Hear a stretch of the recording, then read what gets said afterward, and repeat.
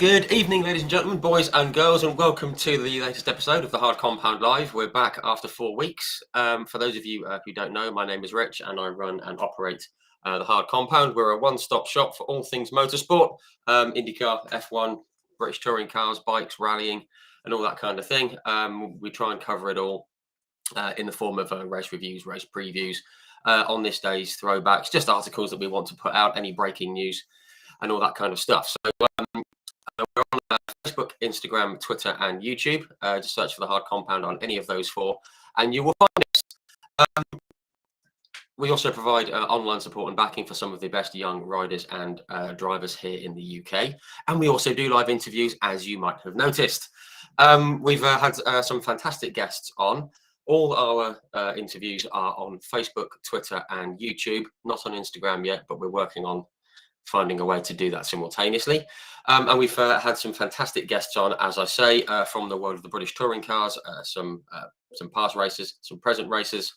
We've also spoken with the likes of Mr. Dick Bennett, who now runs West Surrey Racing, and who launched the career of Ayrton Senna, Mika Hakkinen, Rubens Barrichello, and the like. We've spoken to some of the top young ladies in the UK and in the W Series. And we've spoken to lots of drivers from the IndyCar, F1, and sports car world, namely the likes of Mr. Derek Warwick. We've spoken to Stefan Johansson, David Brabham, Alex Caffey, Mark Blundell, Ireland, Rhodes, Brian Herter, Alex Palou, Will Power. We've also had the honour and the privilege of speaking with and with Jackie X, which is absolutely superb. But tonight we have got, I believe, our first guest from Canada, current IndyCar racer, whom we bumped into at the Indy 500 just 3 weeks ago. Drives for AJ Foyt Racing and has come through the Road to Indy ladder, which is a fantastic system that works in the US, and we're going to touch on that later. So without any further ado, please do join me in extending a very warm welcome to Mr. Dalton Kellett. And hi, Rich. Thanks for having me. No, thank you very much for coming on, Dalton. Obviously, very good to see you. Obviously, bumped into you briefly at down by the pagoda there at the Indy 500. So nice to have you back on again. And I don't feel like I'm taking up too much of your valuable time this time. No worries. It's always good to connect with you guys at the track. I think we were over at the merch area there. Did you end up buying anything and bringing anything home? This top. There you go. Got my IMS, got my cap over there, I've got 2 other t-shirts, and I got a road sign, and yeah, I went full tourist. So yeah, nice. It was great. No, full experience. Absolutely, yeah. I've been wanting to go for 34 years, so finally made it. So, and what a great day. But yeah, we'll come to that very shortly. As I said, thank you very much for coming on. You're currently testing out in Ohio, aren't you, at the moment? Iowa. We're at Iowa Speedway here with the Foyt team. Myself and Kyle will be testing tomorrow. I think I'm just looking at the window. Penske's here, McLaren's here. Wow. I think Ray Hall and Yoko. So it'll be a big test, busy day. It's a 7/8 mile oval, short oval here. So it'll be a busy place. But it's we've got 2 races here coming up for the Hy-Vee doubleheader weekend here. So it's definitely an important one to get some laps on. Yeah, that's towards the end of the season, isn't it? That's one of the later ones sort of coming in. Yeah, it's like end of July. I think it's just before. Okay. I want to say it's just before Nashville. Yeah, so coming up in a month and a bit here, month and a half. No, fun stuff. And obviously, I mentioned before that we had like Will Power on, and he said, that we'd be able to catch up at Indy, but he was too busy. So if you see him, just give him an elbow for me. I just bumped into him, so if I see him on the way out, I'll give him a reminder for you. Yeah, Rich from the Hard Compound wants a word. Will do. No, good stuff. Cheers. But no, all good. So yeah, obviously all is well. We're all kind of recovered from COVID, mainly in the whole, which is good. Good to have the fans back as well. So, but yeah, if I may, obviously we're going to come to your career and your journey and all the technical stuff that you do, which is absolutely fascinating. I love it, which is great. But if I may, I'd like to start right at the very start, if I may. Obviously, you're just outside Ontario. Yep. How did you Ontario, first get involved in motorsport? Yeah, so I got involved in racing just sort of naturally through my dad. He's a big car nut, and growing up he collected a couple old American muscle cars and all that. And one of his good friends, if you remember the program, I don't know if it made it over on your side, but it used to be on Speed Vision back in the day, called Dream Car Garage. And it was sort of like a restoration sort of show with old cars and all that, like mostly American muscle stuff. And they do these cool features with, like, they had Dale Earnhardt on and all those kind of, like, older American greats and whatnot. And so the guy that run that show, Peter Clute, is one of my dad's good friends, and Pete's kids, Gary and Ryan, and I grew up together, and they got into karting because Pete raced. So we were, best buddies growing up. And at the cottage, we were like little kids. Like the first thing we ever did was our dads bought us all these little, like, 60cc two-stroke, like Arctic Cat, little teeny skidoos, Cool. like snowmobiles, and we would race on the frozen lake. Our parents would put out, like, some milk crates and make, like, kind of an oval track, and we'd race on our little frozen lake track. We were like 3 years old. So that was my first race. But like you watch the home videos, and it was really more like just kind of chaos, like just kids going all over the place in these little skidoos. But so Peter's kids got into racing, and then I was exposed to karting through them. Always wanted to do it growing up, and then I think my parents kind of knew, just with my interest in technical stuff and vehicles, that, like, I'd probably get really into it. So they wanted to expose me to other sports like skiing and all that first. So I did. Like I actually ended up getting into karting at about 13 years old, Right. in the kind of Canadian Toronto club karting, like, regional scene, and karted all through kind of middle school and high school, and then moved up into the open wheel stuff when I went to university, basically. Okay, right. I read somewhere that your parents tried to kind of almost put you off racing, almost not put you off, sort of, as you said, Well, I think my mom wanted me to be a hockey player or a skater. She was a competitive figure skater. So that's much but safer. I always had a really hard time. Yeah, exactly. I don't know. Hockey's pretty rough. There's far more fights in hockey than there are in IndyCar. That's for maybe not NASCAR, but in IndyCar for sure. But I just always had a hard time with, like, even to, like, I love skiing. I ski all the time, and I really enjoy that as a way to unwind. But I have, like, pretty flat feet, so, like, I always had a hard time with, like, with skates as a kid. So it just was never really something that I was that good at. It wasn't really a route that was going to be really opening your mind. No. It's hard to be a Canadian that can't skate. Am I talking to the only one? Like, come on, you're embarrassing us. Probably one of the few. I don't think Hinch is that good either, to be fair.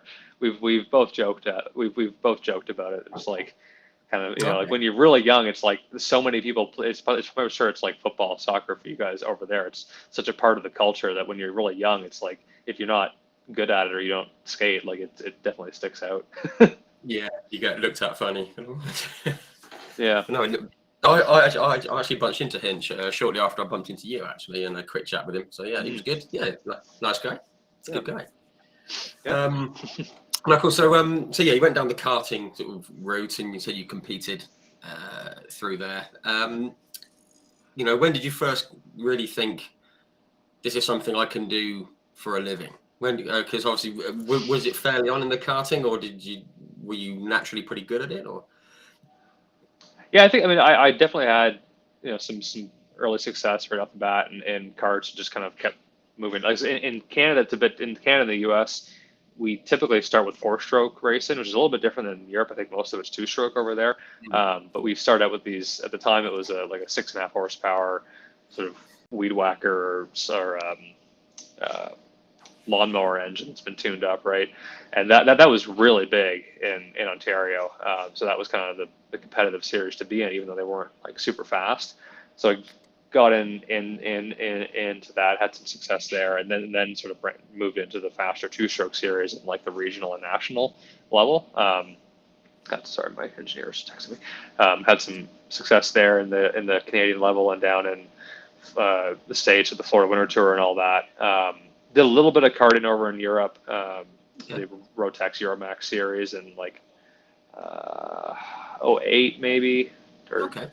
yeah, somewhere around there. '07. I think what was the first year I started?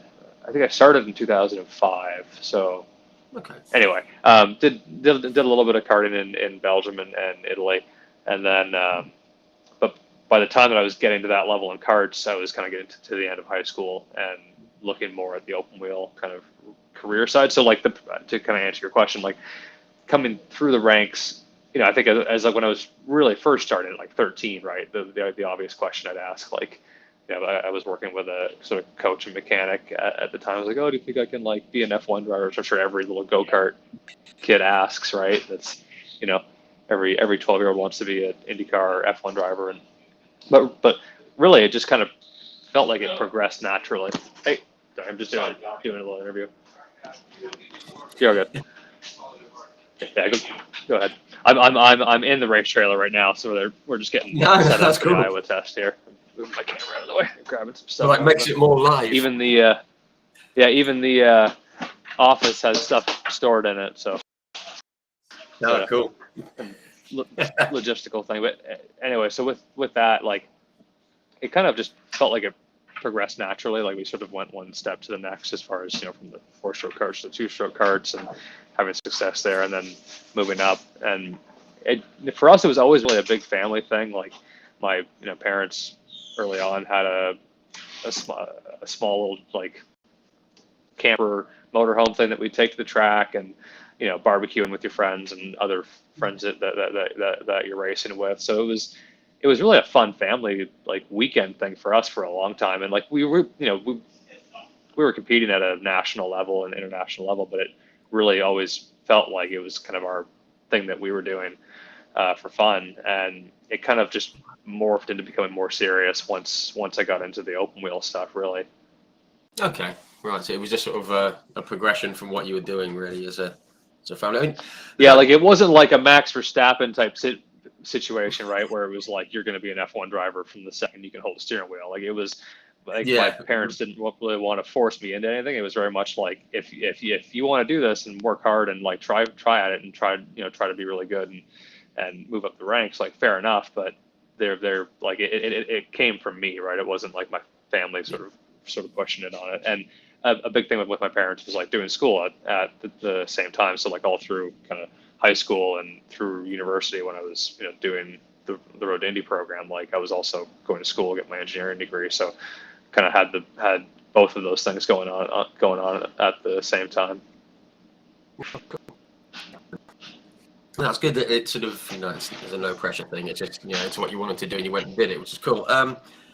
I actually spoke with I think previously I spoke with with J.I. Hildebrand. I spoke with him, and I spoke with Natalie Decker from the NASCAR sort of world as well. And they both said the same thing. It was just like their thing that they were doing, and all of a sudden they sort of looked outside the bubble, and it was like, oh crikey, we're pretty good.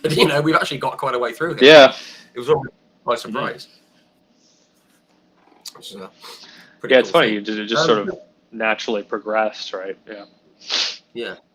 So, I mean, how did the switch? I mean, I've just got the note here. Was it 2011? I think it was. You moved to like the Formula Ford area. How did that sort of come about? Was it knowing people, or was it something you were looking at before? I'm always interested to see how these things come about.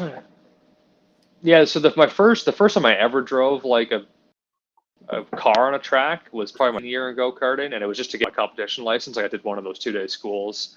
I think that we were in Fort Mustangs, I think at the time. It was a track in Mirabel, Quebec called IndyCar. So did like my racing license thing there. And then somewhere down the line, a year or two later, still in karts at the time, did like an open wheel school, similar to like, if you've heard of Skip Barber.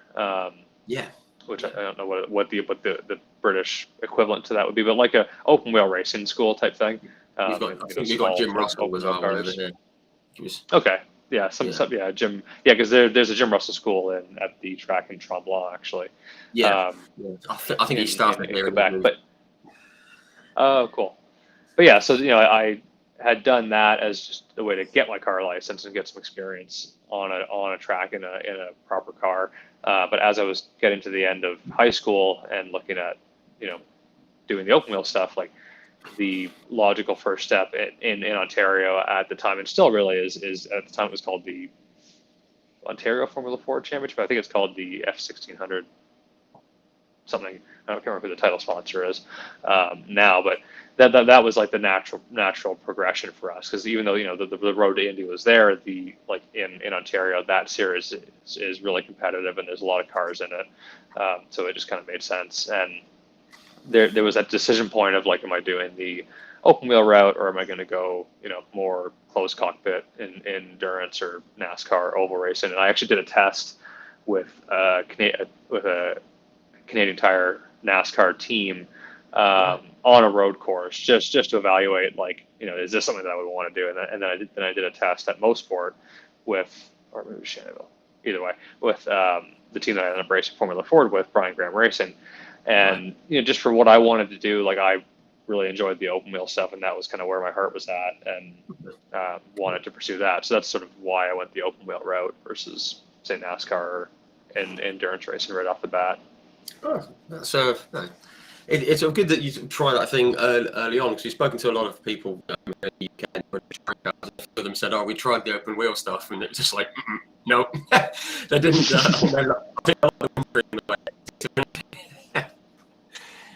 I think like the way we look at it over here is like, even if you look at the sports series, or the not the sports series, it's the main race, but like the drivers that end up in the WeatherTech IMSA championship here, like a lot of them that are successful tend to have an open wheel background. So like, even if you're wanting to go the endurance route or that route, like it makes sense to stay in open wheel as long as you can, I think, just because of the competitiveness, and like especially if like prototypes is where you're ultimately wanting to be, like those cars are a lot more similar to an open wheel car than, say, like a tin top kind of thing. So but obviously there's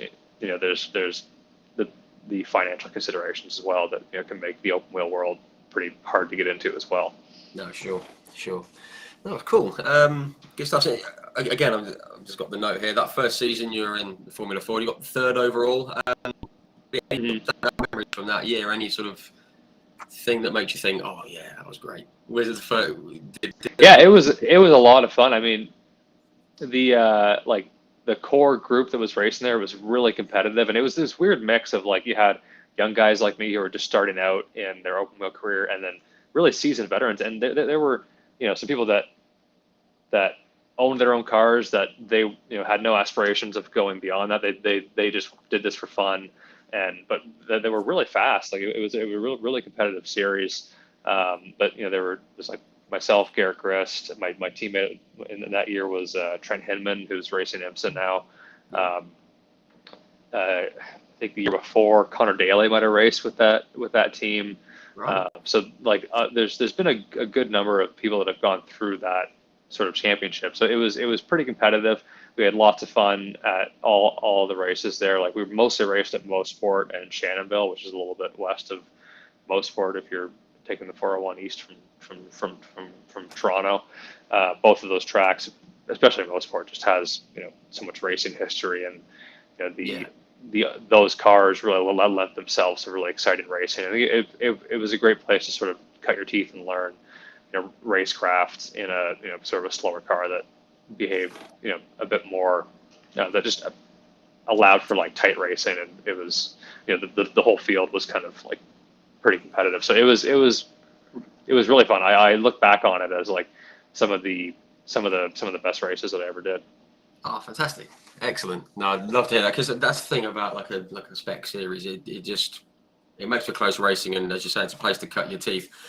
Just a word on Mosport, Pride. That's something that I've always wanted F1 to go back to, because it used to go there back in the day, didn't it? And it looks brilliant. It's there in Watkins Glen. Two absolutely fantastic circuits. Watkins is great. I had the chance to race, and I'm getting ahead of myself here, but I had the chance to race Mosport in a Pro Mazda car once, and then in the LMP2 car in 2019, and going from the Formula Ford to the LMP2 there, even like just the level of commitment and those high-speed corners there. It's an incredible track, and it would be really cool to see it. I mean, IMSA is a top-level series with the DPI cars, but to see like IndyCar F1 there, I mean, the only issue is just they would have to basically bulldoze so much of the runoff and add so much from a safety standpoint that it might change the character of the track too much. So I've always been like, I would love to see them go there, but I'd rather the track stay true to what it is, and if that means IndyCar and F1 can't go there, then so be it. Again, getting slightly off track with, we've got the F1 going to Vegas and in Miami and everything, and everyone over here, particularly in the UK, saying, why don't they go to Watkins Glen? Why don't they go to Laguna Seca and Road America and Mosport? And think, well, yeah, but because of all the regulations, as you mentioned, around it, you basically ruin the circuit, and no one wants that. And F1's not the be-all and end-all, and we know that. So leave it alone. It's that's cool about Formula Ford. I mean, you came third that year, obviously really great. 2000 step I've got in 2012 with Power Racing. Was that just on the back of the success you had in Formula Ford, or was it just again just something that? Yeah, so there, I tested with a couple teams, tested with them, and then with Cape Motorsports. I think Matt Brabham ended up taking me and Matt Brabham were both testing for the ride at Cape Motorsports. He ended up going to that spot, so I went to Pabst. And Augie and those guys run a great team, and they've since become really close friends of both of our families are really close. They're really happy that I ended up there. I think they're just a great bunch of people, and kind of the same. So like for them, that whole operation is like very much a family kind of thing. Like it's Augie and his wife and his kids are sort of involved now. So it was a fun place to race. The jump from because at that time I was going from high school to university, so I went to Queens for engineering physics, and the decision was like, do I want to pursue open wheel racing in Europe, or do I want to try to do the North American route? And just given that I was going to school at the same time, it didn't really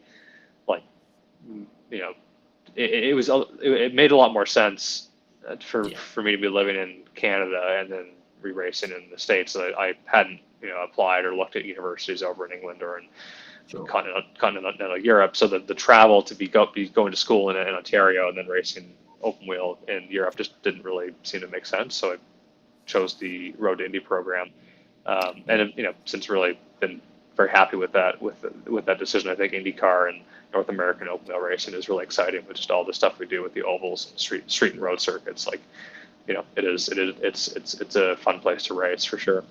Yeah, I'm glad you said that, because I've always said that ever since I was a kid. The first 500 I watched, I'm going to give away my age now. I was 7 years old. It was 1988, and it was a week after. It was a broadcast a week after the race. They showed it, and Rick Mears won it. Yep. I've got into F1 before, but ever since then I've been saying IndyCar's the best. And for 33 or 30 years, I'm saying, F1, and they're finally getting it. We've got it on Sky Sports now, and they're watching it, and they're going, IndyCar's fantastic. Oh, it's great. I told you. Yeah. But no, but I just going back to you were staying out there. Obviously, there's no guarantee that you're going to be able to make a full career out of racing, even on the the Indy, the Road to Indy thing. So yeah, obviously putting the education and life first is obviously the way to go, isn't it? And as you say, I think so. I mean, I think from a competitive standpoint, like there was definitely that period in USF 2000 and Pro Mazda, my first year in lights, like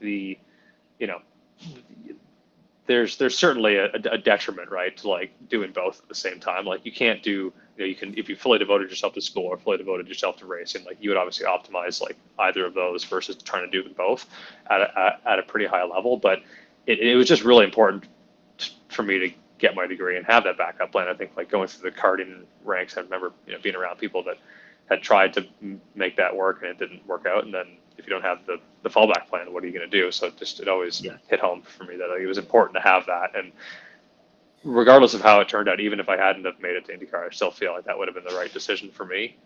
And it was never like my parents saying, "Oh, you have to do this or you can't race again." It was like it's my own thing that I wanted to pursue. But it definitely affected me. Like there was a period there where I don't think I progressed as much as I probably should have in the junior leagues, just because I was showing up to races, doing homework, and tired from studying and all that, and just trying to do both, right? And it was a hard 4 years for sure.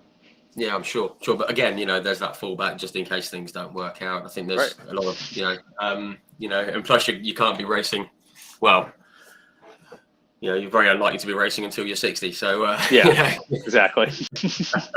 No, wise move in my book. I mean, we're going to come to the degree road shortly because the proper intelligent stuff.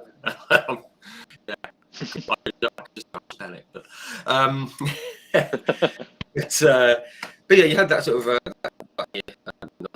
2000. You returned again for a second year, I believe, if my notes are correct. But in 2013, you did the USF 2000 and a couple of races in the Pro Mazda series. Was that just testing the water to see where you were? A little bit. It was, yeah, and it was there was an opportunity that presented itself with Team Pelfrey, which is who I did most of 2014 with, I think. And it was, that opportunity kind of showed up to do that Motorsport race with them. So I took the chance to do that. And then Paps actually, we actually, because they were thinking, but they were looking at potentially moving up to Indy Lights. So they had bought an Indy Lights car and they said, hey, do you want to try and do one of the Lights races? So that year I started in all three of the series. I didn't finish the Lights race, but I at least started. Had a crash at Baltimore. Yeah, that was a wild. Which that old Lights car was still a sequential, like a manual. There wasn't paddle shifting or anything, and there was no electronic aid or anything. Like you had to lift to shift and blip on the downshift, and it was a big V8. Like it was a cool car to drive. It wasn't the fastest, the most nimble thing because it was designed actually for ovals primarily. With a monoshock initially, and then they had adapted it to a twin rocker design. Yeah, it was still a cool car. But yeah, so the Pro Mazda thing and that Lights race were just sort of kind of testing the waters. Because at the time, the Road to Indy program wasn't as unified as it is now, and not as maybe as well. It wasn't as well integrated with IndyCar as we're seeing now with obviously Penske kind of taking Indy Lights back in the fold. It was kind of Star Mazda at the time was sort of its own championship because it was really more related to the Champ car and the what was the other the Atlantic series. It was kind of a feeder series from that back in the day. So it was a little more disjointed then. Like there were people going from USF 2000 to Indy Lights directly without doing Mazda. So that was kind of the question of like, do we just test out this Lights thing, see if I'm ready for that, if we think we can be competitive, or do we do Pro Mazda, which with where the Lights Championship was and the opportunity that presented itself with Pelfrey, I ended up doing Pro Mazda that next year. No, great. It's a good. It feels like it was like just a very calculated kind of thought process of let's see how that goes, see how this goes. Is it worth doing? Is it not? What do we do? Which is great because I think there's a lot of people that try and take on too much too soon. It was also a really unique situation though, because we had the team that we were with in USF had the Lights car and was wanting to test it out, and then we also had the Pelfrey thing kind of just fall in our lap. So it's pretty rare that you get that chance to like race the series that you want to race next beforehand. But it was since it presented itself, I felt like it was a good thing to try at least. Yeah.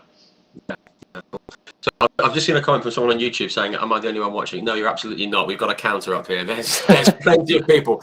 This is a weird thing, by the way, everyone. It just shows the people that are watching on my personal Facebook thing is the only thing that shows up on the counter. So there's probably loads and loads but there are loads of other people, others. So don't worry. Thanks everyone that's tuning in. Yeah, there's lots of, I can see we're comfortably, we're pushing up almost towards 3 figures. Not 3, but 3 figures, but you know what I mean? You know what I mean? You anyway, being that guy. Yeah, it's us two in it. No, there are plenty more. Thank you, everyone. So just that's cleared it up. Yeah, don't worry, it's all good. Just on that 2013 season, I don't know if this is still the case, but you were the first driver to race in all 3 Road to Indy divisions in the same season. Yeah. And is that still? Yep. I think that's still the case, which is cool. As far as I don't know who's tracking that stuff, but as far as I know, I'm still the only one that's there you go. It's the way to do it. A little feather in my cap, I guess. Good. It's a good thing to do. Yeah. Yes. So 2014. I've got a note in the that was Pro Mazda. I think it was fourth at Indy. I think that was your best result in the series at the time. Yeah. Pretty cool place to get it. I mean, now I've always wanted to go to Indianapolis, and I've finally been, as I said, and it's just got something about the place that must have felt good to get a strong result there. Yeah, no, it was really good. I can't remember if it started wet or I've always felt like I've been pretty good in the rain. I think it started wet and dried out, and yeah, it was a lot of fun to be just racing in those variable conditions. I've always liked races like that. Because I think there was at Houston that year. I think me and my teammate, I think he finished first and I finished second at Houston, I want to say, which was a totally wet race, and that was really exciting on the old street course there. But yeah, no, that was with Team Pelfrey. I think would have been 2014. Yeah, it's very cool. I think at the podium in Houston. I think that's got right. It must have felt good standing up on a podium, getting a nice shiny little trophy and it was a very Texas podium. The trophy, which I still have it in my house, it was like the shape of a cowboy boot. Oh, cool! super Texas. Proper job. Excellent. No, great. Just move on to the following year. Obviously, you're with a big name team now, which we'll come to. But 2015, you moved to Andretti Autosport. Again, obviously, huge name. I mentioned we spoke to Mario, which was great. How did that come about? Again, was it just an opportunity that came up and you were able to go there? Yeah, so the year with Pelfrey was, we didn't do all the races there. The Pelfrey was in a trend. I haven't followed the junior. I don't know if they're still around anymore, but in different championship. But they were kind of going through a transition period where they were like it was still the team Pelfrey, but some people had moved on, and it was a bit of a, not chaotic, but just a transitionary environment there. It wasn't, I think, certain what their plans were for the next year, so we were looking at other options. The Andretti, so one of the crew chiefs at Pabst had since had moved on and was the team manager for the Pro Mazda team at Andretti at the time. So he connected us with JF and Michael, and we got a test organized, and the test went well, and they offered, it was me and Weyron Tan were running with them for that season. So that was kind of how that all came about. Oh, excellent, very cool, and good to be in with a big name. One of the biggest names in North American motorsport, probably in the world motorsport. So fantastic. And I've said, you had like a solid season, 10th overall, came second. Iowa.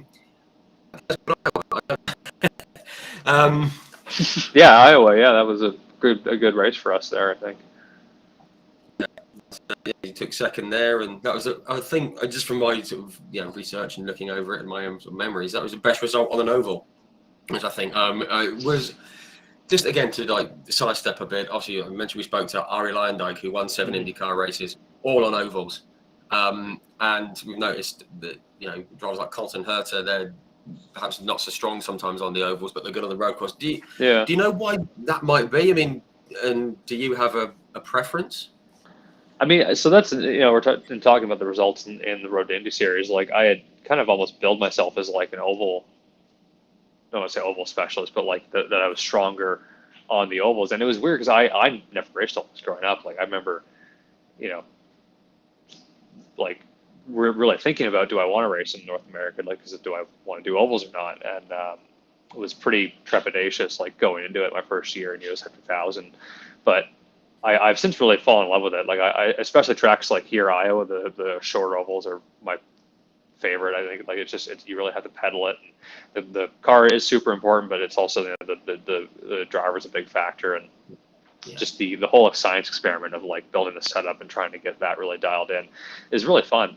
So I think when you get to tracks like Indy and the big fast tracks, like, if you don't have a good car under you, it's just, you're hanging on, and that's never a fun race. And I think, some, like, when you look at, even like talking about Will Power, like his Indy 500 off, Will didn't forget how to drive a race car, right? He just they didn't have the car under them, and it's sometimes that just happens. And it's when you don't have a good car on an oval, it can be a very long race.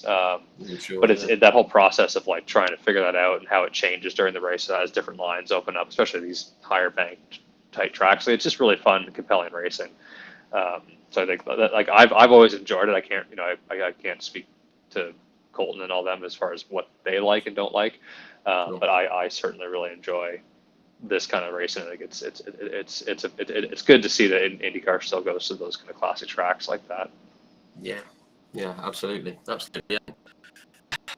As a Brit, because we don't do ovals over here, we don't have them, and all of my mates and other people keep saying, "Oh, it's Indy. It's just going round or it's just going round 3 corners or just round 4." And I keep trying to drill it into them, saying it's so not that. It's there's so much more to it. But because they just think, "Oh, it's just going round," and it's like, well, and it drives me round the twist. Honestly, it just drives me up the wall. I mean, if it was that easy, everyone would be doing it, and and the Indy 500 wouldn't be the hardest race. One of the hardest races in the world to win. Right. Just look at I think part of that. He doesn't want to do it. Right. Yeah. And to be fair, there's definitely a consideration of the risk involved in the speeds and all that. I mean, I think if you look at IndyCar, though, we have certainly the best safety team in the whole world, and the technology. And I mean, I hit the wall pretty hard in turn 1 during practice at Indy, and the car registered 110 Gs, and my accelerometers in my helmet and my earpieces only registered 38. So just the energy absorption in that whole car. And when you compare like the F1 car to the Indy car, like everyone says, the Indy car is heavy and big, and it is because they've had to add all these side impact structures because the oval crashes are just a different loading scenario than what you'd expect to see on a road course for a Grand Prix car. But I feel like part of that is like we need to do a better job of explaining it, and even on the I don't have answers for this, but like sometimes when you watch an oval race, like you may see it from the outside and be like, yeah, that looks easy, but like knowing what it's like on the inside, it's not. It's extremely hard, and it's very precise, and it takes a very specific and very talented skill set. And there's maybe I don't know, maybe it's on us to find the right way of like putting it out there on TV and all that to show what it is that we're doing in the car, because it's certainly not easy. no, and I'd love that. It's like me the brick wall trying to talk to people that don't want to. I think you just go around in circles. Yeah. I mean, it surprised me. I mean, I've sort of looked at the technical side of it because I'm a nerd. But when we got to Indy and we saw them going, because we were there at Carb Day, we saw you. We were on the outside of Turn 4 on race day. And when you guys came round, I think it was 3 or 4 laps in. I don't know if it was if it was Dixon or Palou was leading, but when you came past at full tilt, we were just like, "Jeez!" I mean, even to those of us who knew how mad it was, pretty mad. You see 220 miles an hour go whizzing past you like that, and you've barely got time to follow it, and you're that far from the wall. It blew my mind. It is pretty crazy. You guys are idiots. No. Well, some days for sure.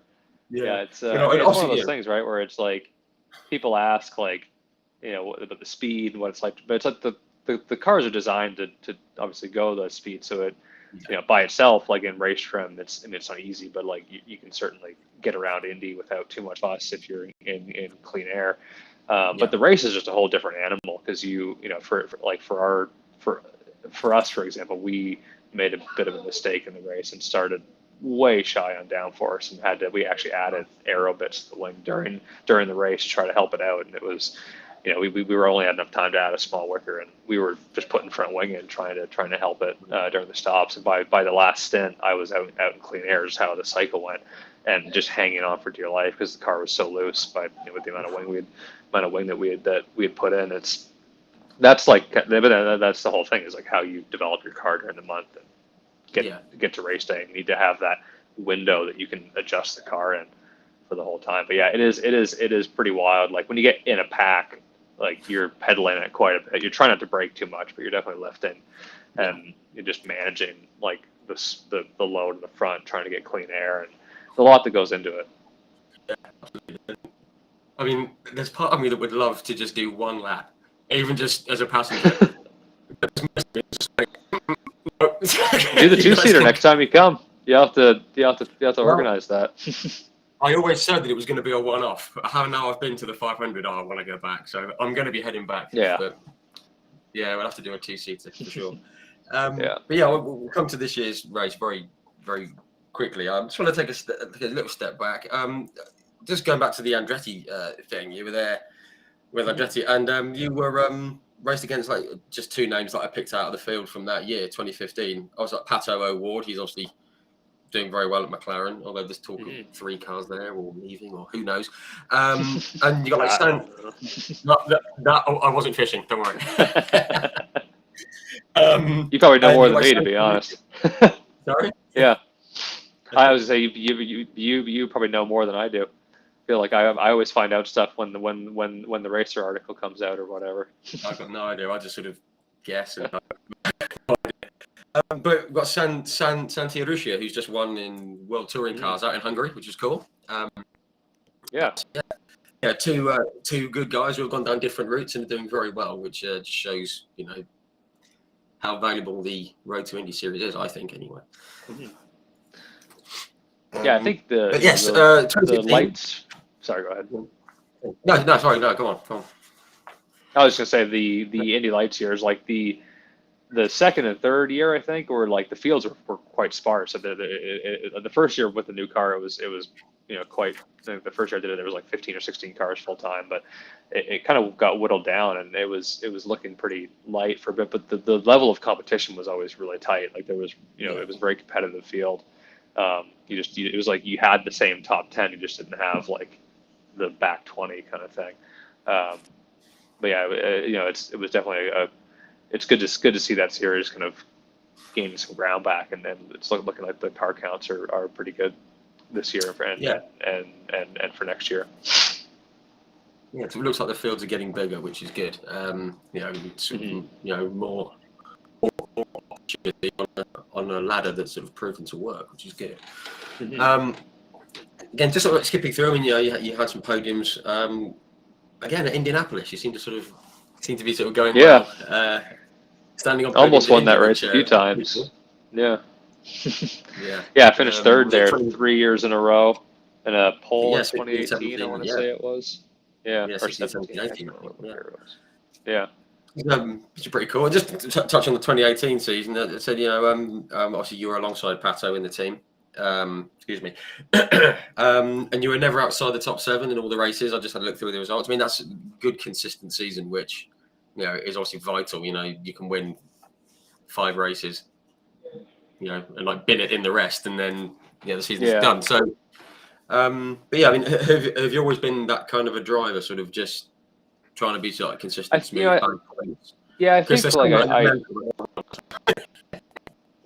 I think I kind of fell into a rhythm there of like, for a long time I didn't have a DNF and was pretty like very consistent and all that. But I got to a point where I sort of realized in 2019 and getting into IndyCar, like where I felt like I had to start pushing myself more from a driving standpoint and like we're thinking about things to be focusing on. But yeah, I definitely sort of built a reputation of being a bit more consistent. I think I carried that into 2020, and then it just gets to a point where you to go quicker, you have to start pushing the limits and finding out where that is. And I've paid for that sometimes, right, where you have a DNF and have an issue, but if you want to get faster, sometimes you have to tread that line, and sometimes you'll be over it.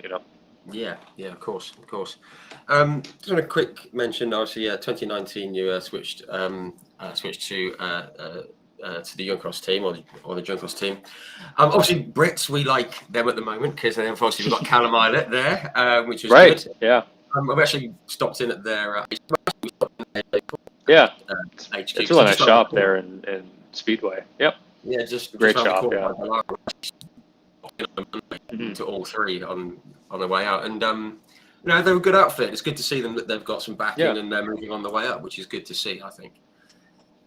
And and that year, there was the option to continue with Andretti, but I felt like I kind of what we talked about. Like I felt like I was kind of stagnant, and I just from my end was like, and I remember talking to Jeff. I was like, it's not like, it was a, it's me, it's not you type thing. Right? It was like I just wanted a change, a change of scenery, and we'd actually tested with Carlin because they were sort of still involved or in that area, which there was some interest in doing a program with them, but the second driver didn't come through, and they didn't want to run. It didn't make sense to do just one car. So we tested with Youngcoast and ended up going there, and it was me and Renus. And that season was interesting because it was, again, I was trying to find stuff in my driving to like try to make pace improvements and all that, and it was a bit of a lesson to me where, and Ricky and them run a great team, but they were really adamant on a certain setup direction and a certain driving style that I didn't feel like fit what I was looking for. And it really took like until the halfway point of the season when we had a test in Ohio, and I was like, just do the car the way that I'm asking at this test. And like, if it sucks, like I'll eat crow and try to do it your way.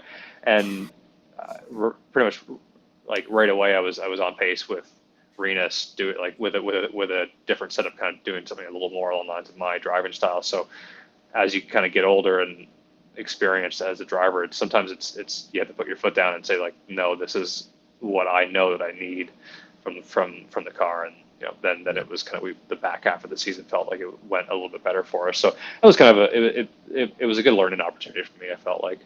Yeah, fantastic. You mentioned about Renus.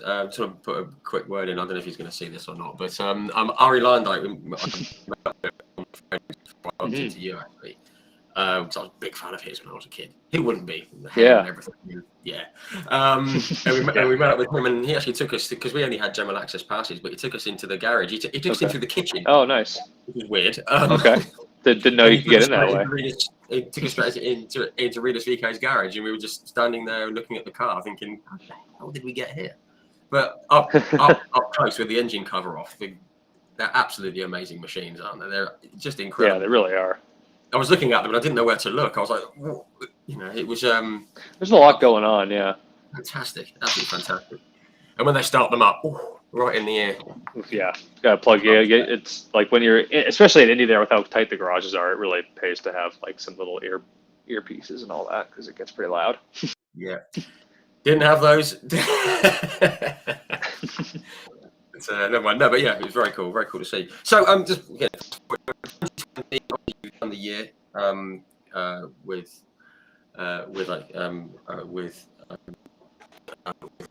and 2020 to step up to IndyCar, and with a name like AJ Foyt Racing, I mean, wow. I mean, again, was that something that had been building through the season, or was it at the end of the previous season that you decided to move, or because there were. So like I spent longer in lights than I probably would have liked to. I think it was 4 seasons all said and done, and there were discussions like in the third, fourth year of with IndyCar teams and kind of in and around like one-offs at Indy and all that. There were some opportunities that presented themselves, but the one-off at Indy program is always a tough one because usually there will be an opportunity for a spot or a couple spots as it gets down to the wire. And as a driver, like if it's your shot, you have to take it. But it was one of those things where I was a little. It can be easy to get into a late program at Indy and have it be rushed and it just not go well. And I didn't want that to be my first crack at it. So I had the conversations with Larry Foyt kind of in the end of or through 2019. And at the time I was working with Darren Manning. He was helping me out with driver coaching and kind of mentor and all that. And he had raced with the Foyt team back in the day and was good friends with Larry and them. So we kind of got connected through him and started talking with Larry and kind of signed that deal end of 19, early 20. I think it was like signed like early 2020. And then it was announced in February or something. So I think we did a test at Sebring maybe at the end of the year and all that. And so it was kind of an ongoing conversation through 2019, really. And then it built up. And when you signed the deal, were you like, God, wow, I've made it. You think, oh, I've got my IndyCar seat. Was it a relief? Was it joy? Was it? Because obviously I'm never going to know. Yeah, it was pretty. I mean, it was a really cool moment. It was like very surreal, and it was crazy how it all came together. With it was kind of a weird deal that year. Where it was me, Tony, Kanan, and Bourdais were sharing that car. So it was, and that's just how it worked out from budget standpoints, and what the support we had and all that. Like it all of that had to line up for me to be able to get that ride that year, and it was really fortunate how it played out. Because it's it can be tough to break into that IndyCar F1 top level world, right? It's not every day that a spot becomes available, and it was just kind of a stroke of good timing and a bit of luck and just some perseverance on who we were talking to. But yeah, once we actually got it signed, it was a cool moment. I was still living downtown in Indy at the time with my then girlfriend, now fiance Nicole, and we were out for dinner when I finally got the confirmation, right? So it was a special moment, right, to be able to share that, and it was cool. I mean, it was definitely a wow, this is actually happening kind of moment. And then 2 months later, COVID kind of took things off the rails a little bit. I was just going to come to confirmation. It's like, right, another bottle of wine over here. Thank you. Pretty much. I think we were at a brewery that night, so it was beer, I guess. But yeah. Oh, even better. I'm actually more of a wine guy personally, which plugged the team. Larry and his brother run Foyt Family Wines, and they have some great Napa. If you're into American Cabernets and all that, they have some great wines from over here. So definitely check them out. Absolutely. Gotta throw in the plugs, right? Absolutely. Why not? I will actually back that up. I'm not a huge wine person, but on my honeymoon, leg 3 of our honeymoon, we've been in San Francisco and we went up to Napa. We stayed. Oh yeah, beautiful. I don't know if you're familiar with a bit just to the south. There's a place with the grape crusher statue on a hill. Okay. Statue of this guy crushing grapes, and it's by this resort called the Meritage. And we stayed there. We went to a few of them, and I made a point of saying, "Oh, we've got to go to Foyt. We've got to go." Yeah. So I've tried it, and very nice. It's good stuff. So actually, that's where Nicole and I got engaged last year. At the end of the season, we were at Laguna and did actually between Laguna and Long Beach, we just were there for a couple of days with our friends, and it wasn't a super picturesque moment. It was at our bed and breakfast that we were staying at. We were having pizza with our friends, but it was a special moment. Yeah. See, either get engaged or have a honeymoon there. Best people do it. Yep. Clearly, it's a romantic spot. But yeah, so no, cool. Excuse me. When we're saying about COVID, obviously that must have been so frustrating having it, not the rug pulled out from underneath you, so to speak, but just have the delay and the uncertainty and all the other rubbish that we all had to go through. But obviously you've just made it to IndyCar, and then that happens. You must. Was there ever a time where you thought this might not happen? I mean, I think not from our standpoint and the team standpoint. I think with K-Line and with Foyt, we kind of made the commitment to the people working here, and Larry, and from our end, and everyone was we gave the assurance we've signed this deal. We're going to be part of this team. So no one here needs to worry about losing their jobs and all that. All the crew and engineers and all that, everyone got paid through all that. So I think from that standpoint, we weren't worried. But from the is IndyCar going to race this year standpoint, we were definitely concerned, and especially when it was first going, no one knew what was happening, right? It's the world is it going to be insane or what? So it was it definitely took the wind out of the sails, and it was a weird year. And that was probably the longest time I had been out of a race car. We did a Sebring test in February, and then I didn't get back in the car until that first race. We did the iRacing stuff and all that, which was, I guess my first IndyCar race was an iRacing race, which was kind of fun, I guess. And that whole experience was it wasn't, I wouldn't say it was tough for me because I just was at home working out and doing the simulator. But Nicole works in the medical field. She's an occupational therapist, so her building became the COVID unit for the hospital she was at. So it was this weird juxtaposition of she was dealing with the reality of it, and I was home working out and playing video games. In virtual reality. So it was with the VR thing, and so it was just weird.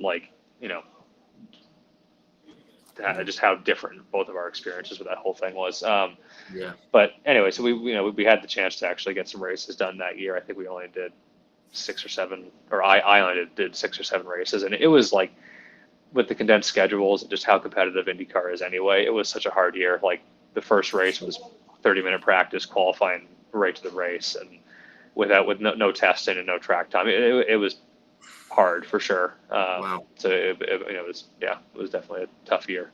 Yeah, it's a baptism of fire, isn't it? Yeah, straight in. Was it on the IMS road course? I think was it on that? I can't remember. Yeah, and it was like, and which is a surprisingly physical track. There's long straighters, but there's lots of fast right-handers, so it really works your left shoulder. And I just remember thinking, like, by the end of qualifying, I was like, okay, now I'm like up to speed and like sort of with it, and then okay, now we're right into the race, and it's like, okay, have fun. Yeah, cool. I was saying I actually walked on a bit of a course. Yeah, kind of cool. It's just that bit, the left, right at the end of the lap. Yeah, the little S's there. Where there's parking there. Yeah. Yeah, we came through the South Street Tunnel and went in there. It's kind of cool. Okay. That was great. Just want to sort of fast forward, and you had your first Indy 500. Was it a bit of a disappointment that there was no one there? Because you thought I'm at the 500, it must have been very odd. It was so weird. Like I remember that whole experience being. I mean, I didn't know any. I mean, I'd been to the 500 probably every year since 2012 was my first year that I went. So, or 2011, I think. No, it was 2012. So like I knew what what like a Indy 500 with fans felt like. Being there with Andretti, they would have the light skies. We'd go to the timing stand and listen in during the race and all that. So I had been like on pit lane and like knew what to expect of like what the day is like from an outside perspective. But it didn't like it was just so low key and laid back and like, which is so different than what the 500 is. Like it's a hectic month, right? So I remember the moment that sticks out to me was like me and Will and TK were all in the same row.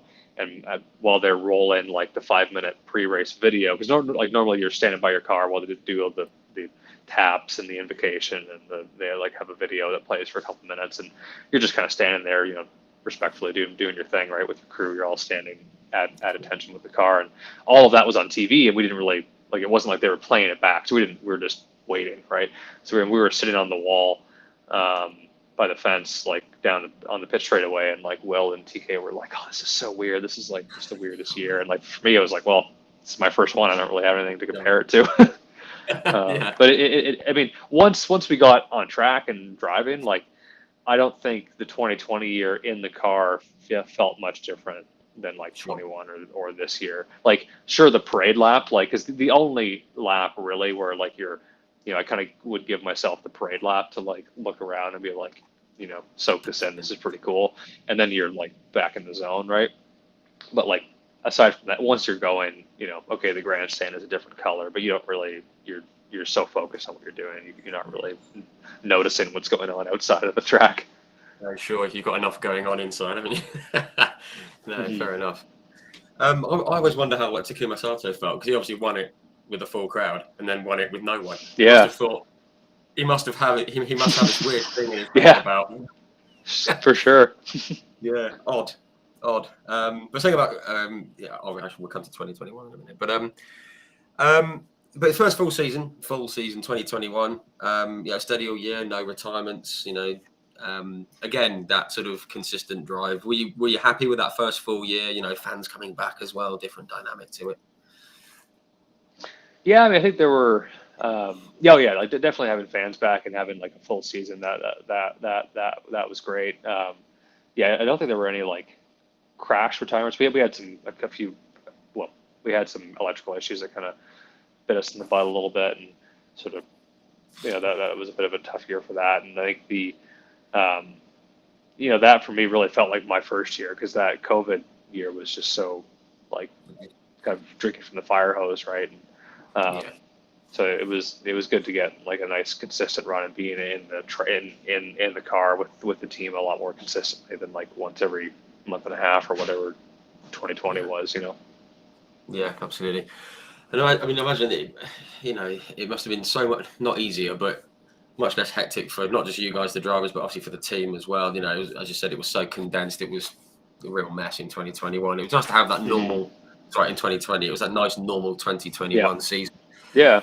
Yeah, which is great, and you know, and it got you a full season under your belt, and just more of a feel of being an IndyCar driver, I guess.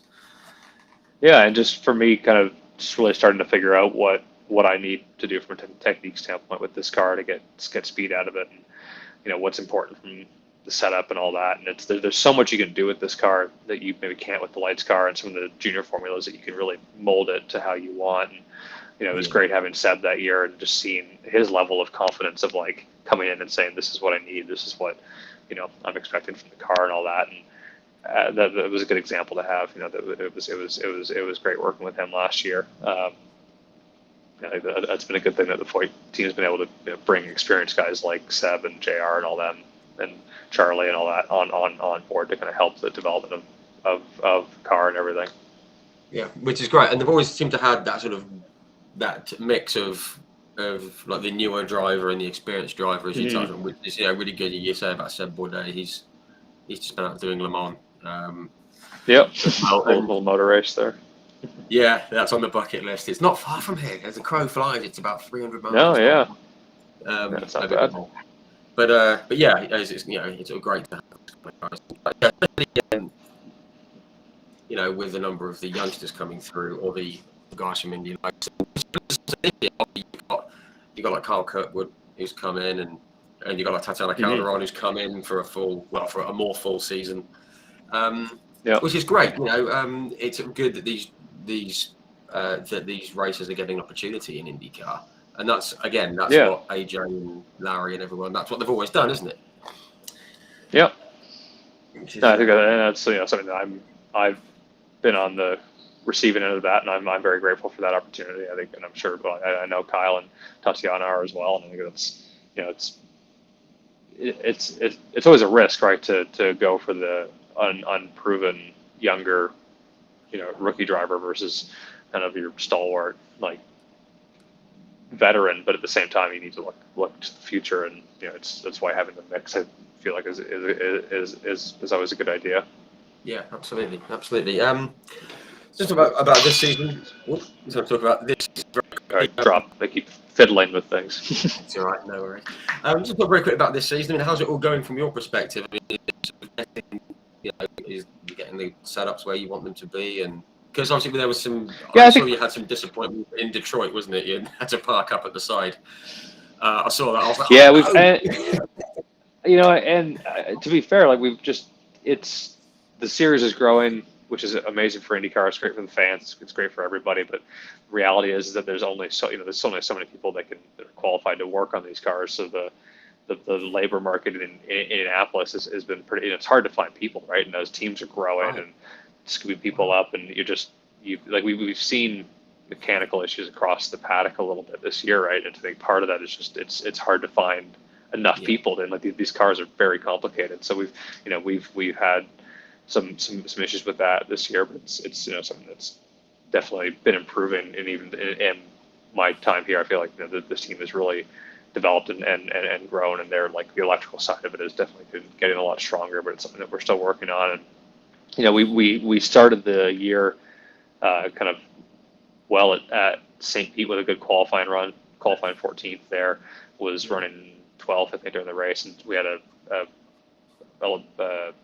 control box for the gearbox failed and kind of took us out of the race, which was a real shame. And that kind of, you know, then going into Texas, we had some little issues during the race with the weight jacker that we didn't get figured out until about halfway through. So it's kind of, you know, we kind of stumbled a little bit at the start of the season, but I think from my perspective, I'm, you know, definitely a lot happier with where I'm at from a driving standpoint, just knowing what I need to do to get the time out of the car. I think that's been a big step up from my end, and from the team standpoint. We're adding always, you know, we're slowly and progressively adding new personnel and better people, and trying to make the whole team better. So it's you know, it's a long road, but there's some good progress there for sure. Excellent. Good to see. Because I've been sort of watching the last few weeks, and that's why it's been. No, it's good. Good to hear. Very quickly, I'm keeping an eye on the time. Indy 500 this year. Obviously, I keep coming back to it because I was there, but I'm still so excited. Obviously, we saw what happened to you in one of the practice sessions. It looked like one of those just innocuous things, but this comes down to the little nuances of IMS in the air and having to ease out the throttle and stuff. Was that how your accident came about? And as a follow-on from that, when the car did that, were you a bit panicking, thinking I'm going to go over here? I honestly didn't even know it got that close to keeling over until I saw the replay. Right. Yeah, because I remember just hitting the wall, and you're kind of bouncing around, right? And at that point, the car's like this, but I didn't actually realize until I saw it afterwards. I was like, geez, that was a big one. So I was behind Grosjean for a few laps, and I think Roman's definitely learning that like the ovals are obviously, and he's shown good respect for it and all that, but he's definitely learning that it's not as simple as just kind of going out there and driving around, right? And he had a big moment coming out of 4, and I got a run and just kind of expected him to sort of slot back in, but he kept his foot in it and like took the inside line, and I was like, uh-oh, this is not a good situation to be in into turn 1 of Indy, and like so they'd recently resealed the track, put in a sealer across the surface, and that with what we saw on that test day with cars spinning out when it was really cold, so it just seemed like on offline a little bit where it wasn't quite rubbered in, like that was still a bit of a factor, and it shocked me how quickly it looped around, because I backed out of it pretty aggressively trying to tuck in and get down, because Roman was taking the inside line, and it just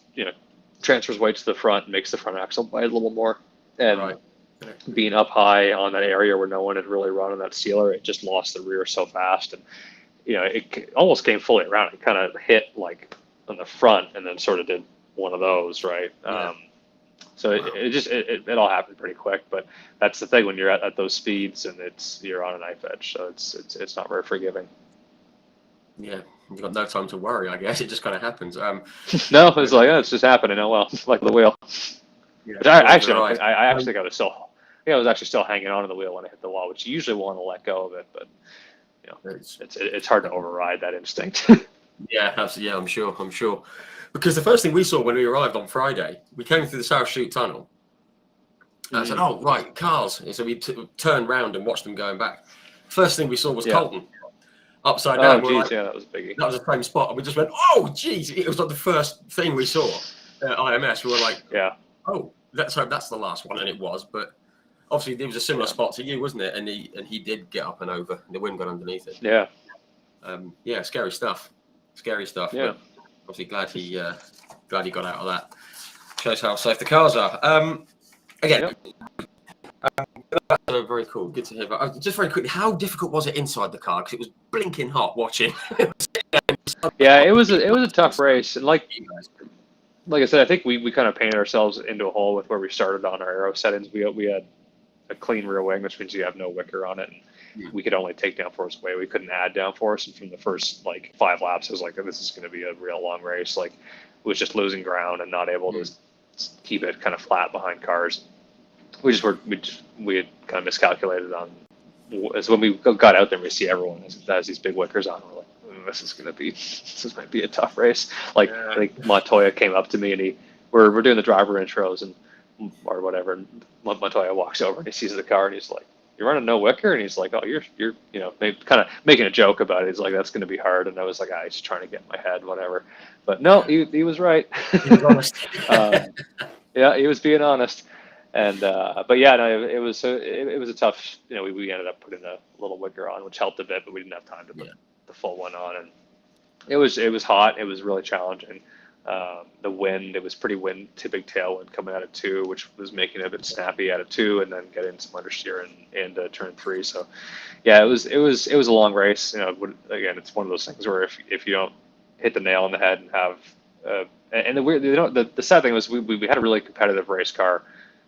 All through practice, felt really good in traffic. I felt like of the 4 cars, like our car was honestly looking looking, but it was probably us and JR. I think we're looking the best as far as being able to pass people and all that.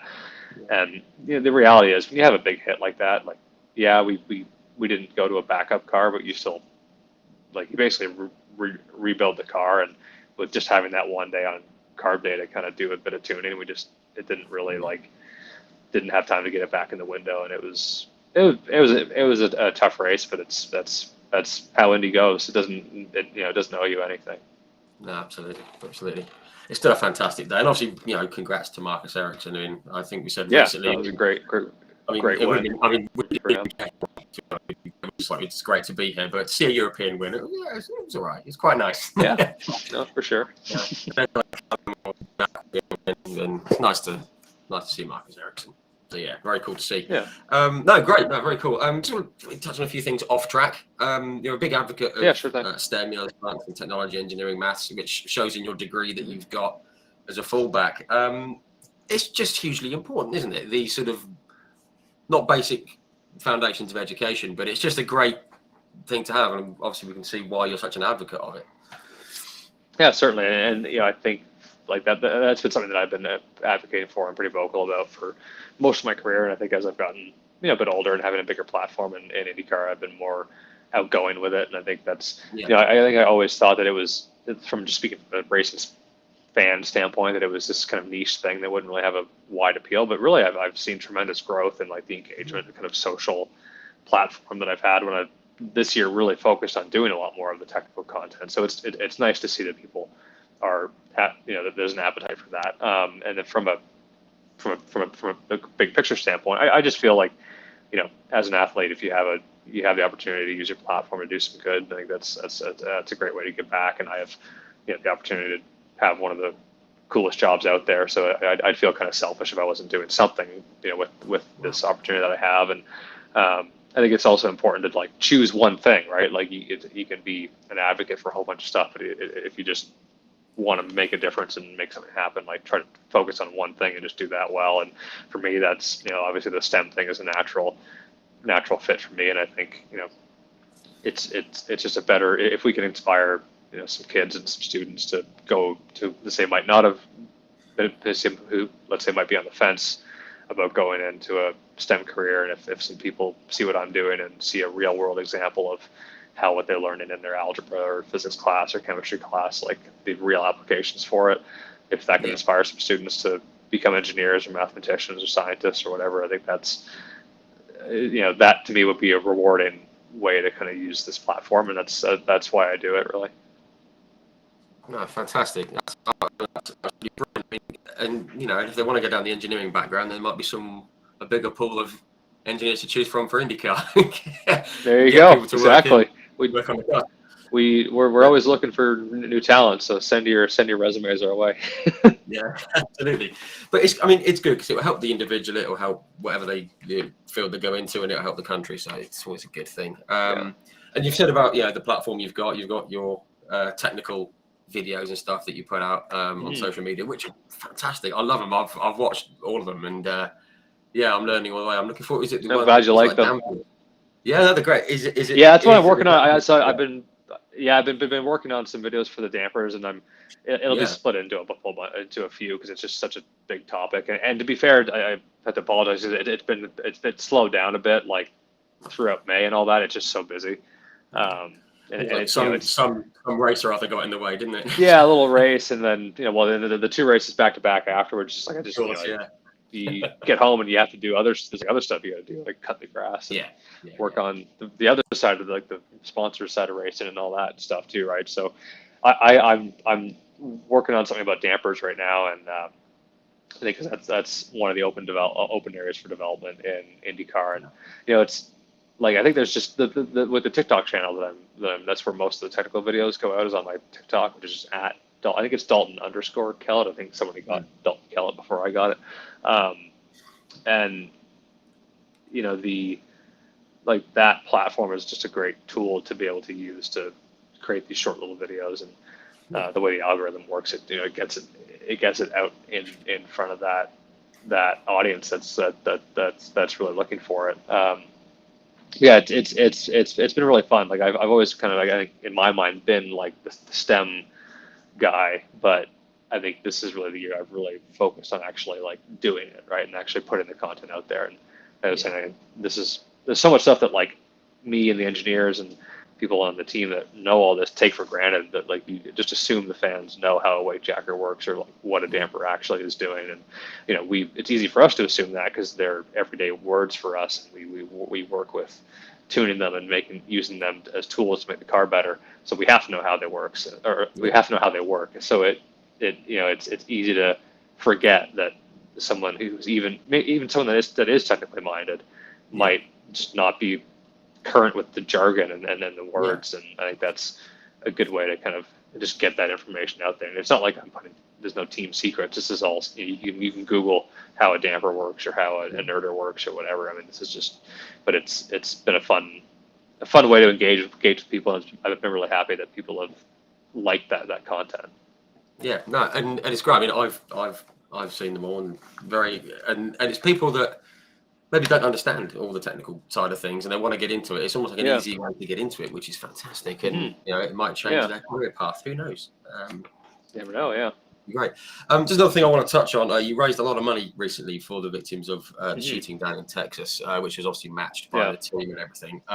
Just massive thumbs up for that. I mean, you've raised money for other things as well, but obviously that was an awful event, and just great to see someone with a platform doing something really good and positive.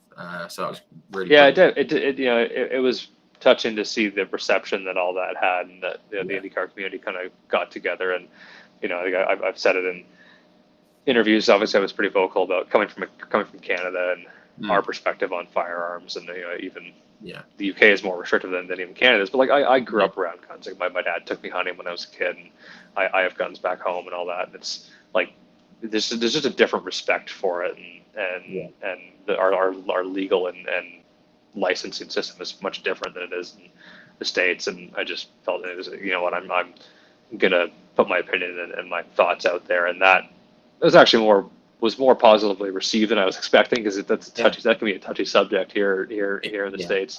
But then I was also like, you know what, I don't want to just like be tweeting out opinions. I want to let's try to actually do something. So we did the fundraiser for the Uvalde victims, and we ended up raising $11,400 that all got donated, and that was it was just great to see, like, even the people that contributed to that. It's like, not all of them necessarily would agree with what I was saying about gun laws and all that, but still we all worked together and helped out people, which is, I think, something that the world needs a little bit more of these days. So it was obviously a terrible event, but it was good to see the community kind of rally. Yeah, no, it was great to see. I mean, I'm not going to get into the subject, but I think it's safe to say that your thoughts on gun laws are the same as mine and most people here in the UK. I'll put it this way: we don't have mass shootings. It's a whole it's a kettle of fish. We don't need to get into it. But a can of worms. We're not going to go into it. No, fair enough. John McCarthy's put a comment in there. Ex-F1 drivers seem to do well over the big pond. Yes, true. Good to see with Marcus and Roman doing so well, and obviously we've got we've got like Juan Pablo came over and a few others, which is good to see. But there's talk of someone going the other way, Colton Herter, possibly. Yep. Very quickly, do you think that would be a good move for him? Something that he may as well try, because we spoke with, who did I speak with recently? I can't remember now. Oh, it's Alonso Jr. And he said he wished, because he turned down a Brabham seat in the 80s because he wanted to make his mark in Indy and win the 500 and stuff. He kind of regret not trying F1 and then coming back to IndyCar. Do you think maybe there's a route there for Colton, perhaps? Because I mean, if I was in Colton's shoes, I would. Well, it would depend on what your deal is with the team and your future and all that in IndyCar. So it's hard to hypothesize. I don't know what his contract with Andretti looks like, but I think from our perspective, I think the one thing I will say is, like, from our perspective, I think a lot of us feel like IndyCar is supremely competitive, and it is, and there's top tier drivers, and yes, some of the F1 drivers come over here and do well, but Marcus hasn't both Marcus and has Romeo won a race? I don't know if he's either way. Like, there's no one coming over from F1 and just cleaning up, right? Like, that's no, exactly. And it's taken a while for Marcus to get to where he is. So it's yes, they do well, but it's still highly competitive, and it takes the right team and the right level of experience to be successful over here. So I think from our perspective, we all think, you know, that IndyCar is super competitive, which it is, hyper competitive, and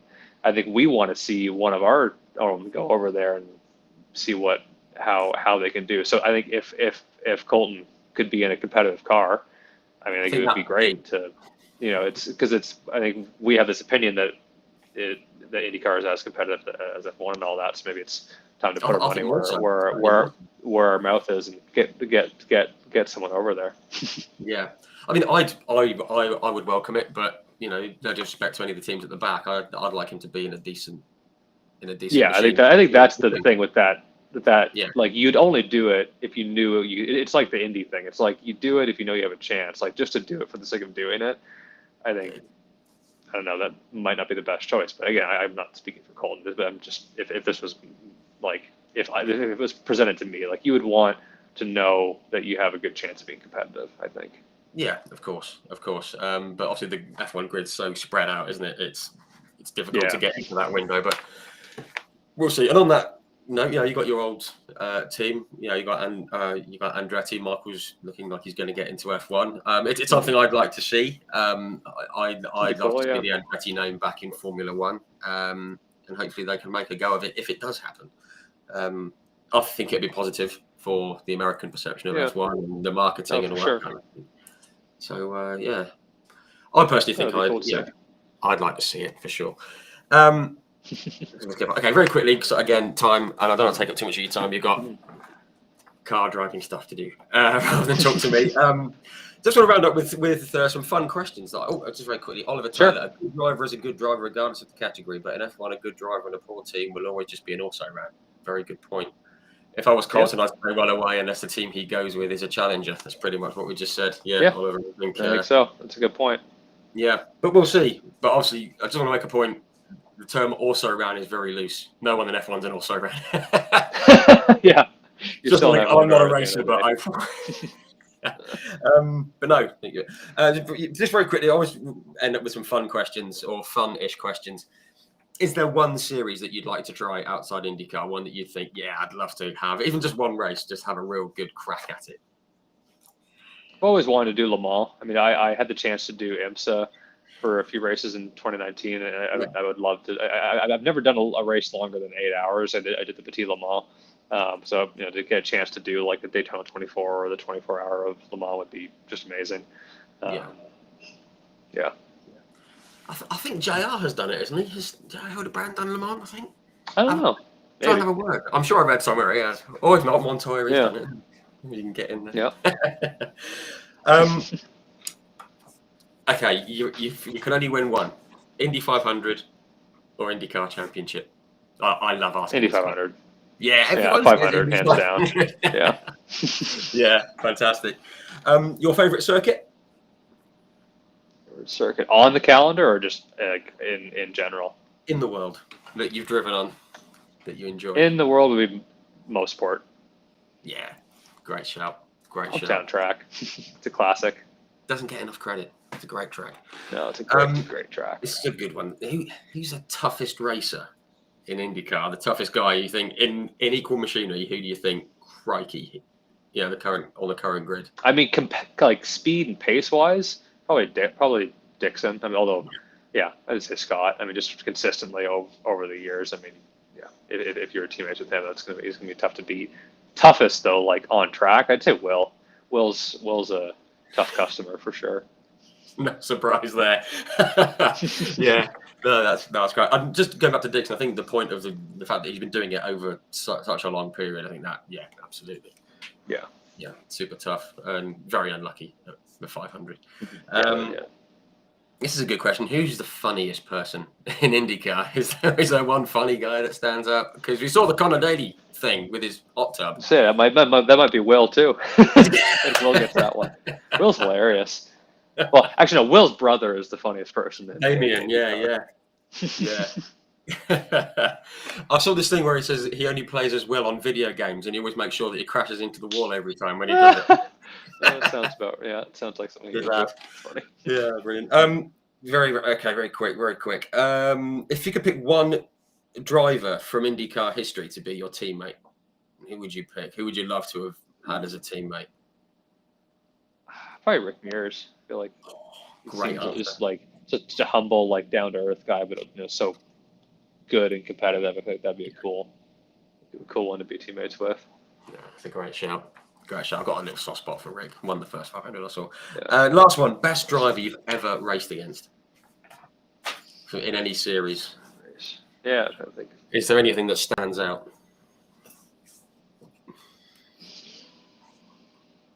That's a tough question, I know. That's a tough one because I mean, there's some people in karting that were like so good, but you weighed it on what series you were in. I thought you might go down the Ayrton Senna route because he said about a guy called Terry Fullerton in karting when he was a kid, and I interviewed Terry, and he was very humbled by that. So. This is think back.